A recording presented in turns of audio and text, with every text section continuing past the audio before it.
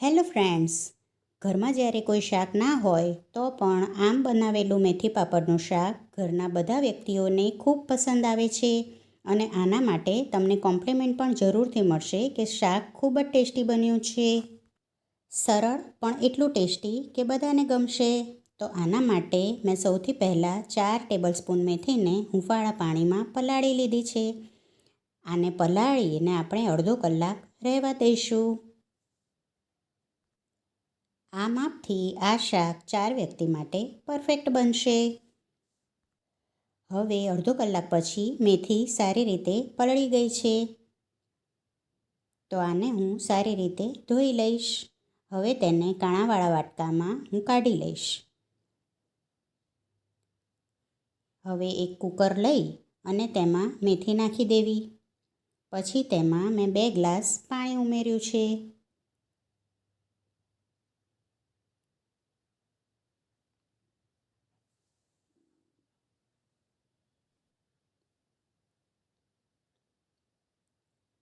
હવે ઢાંકણ ઢાંકી અને આને હું 4 વિસલ વગાડી લઈશ. 4 વિસલ વાગે અને કુકર ઠંડુ થઈ જાય પછી આપણે મેથીને ચેક કરી લઈએ. સરસ દાણો દબાય એવી મેથી બફાવી જોઈએ. જુઓ, અહીંયા મેથી સરસ બફાઈ ગઈ છે. હવે આને હું એક કાણાવાળા વાટકામાં કાઢી લઈશ, જેથી બધું કડવું પાણી નીચે વાટકામાં આવી જાય. આપણે આ રીતે પાણી નિતારી લઈશું તો શાક બિલકુલ કડવું નહીં થાય. હવે આપણે તેનો વઘાર કરી લઈએ. એના માટે મેં એક કઢાઈમાં 4 ટેબલસ્પૂન તેલ ગરમ થવા મૂકી દીધું છે. તેલ ગરમ થઈ જાય પછી તેમાં 1 ટીસ્પૂન જીરું ઉમેરીશ. જીરું ખીલે પછી તેમાં હિંગ ઉમેરવી. હિંગ ચોક્કસથી ઉમેરવી. પછી તેમાં 1 ટીસ્પૂન હળદર ઉમેરી છે અને હવે તેમાં બાફેલી મેથી ઉમેરી દેવી અને સારી રીતે બધું મિક્સ કરી લેવું. હવે મેથીમાં થોડો પાણીનો ભાગ છે ત્યાં સુધીમાં આપણે એમાં મસાલા કરી લઈએ. તો આમાં મેં 1 ટેબલસ્પૂન મરચું પાવડર નાખ્યો છે અને 1 ટીસ્પૂન ધાણા જીરું પાવડર નાખ્યો છે.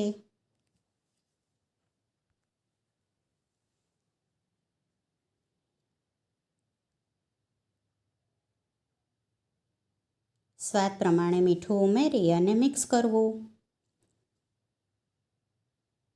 અહીંયા મેં 1 ટીસ્પૂન મીઠું ઉમેર્યું છે. હવે બધું સારી રીતે મિક્સ કરવું. બધું સારી રીતે મિક્સ થઈ જાય પછી તેમાં મેં 2 ગ્લાસ પાણી ઉમેર્યું છે.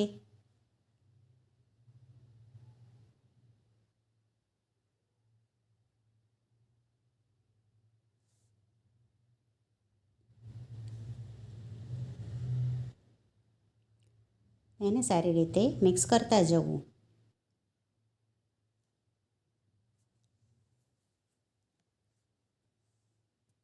હવે પાણી ઉકળે પછી મેં તેમાં 2 ટેબલસ્પૂન ગોળ નાખ્યો છે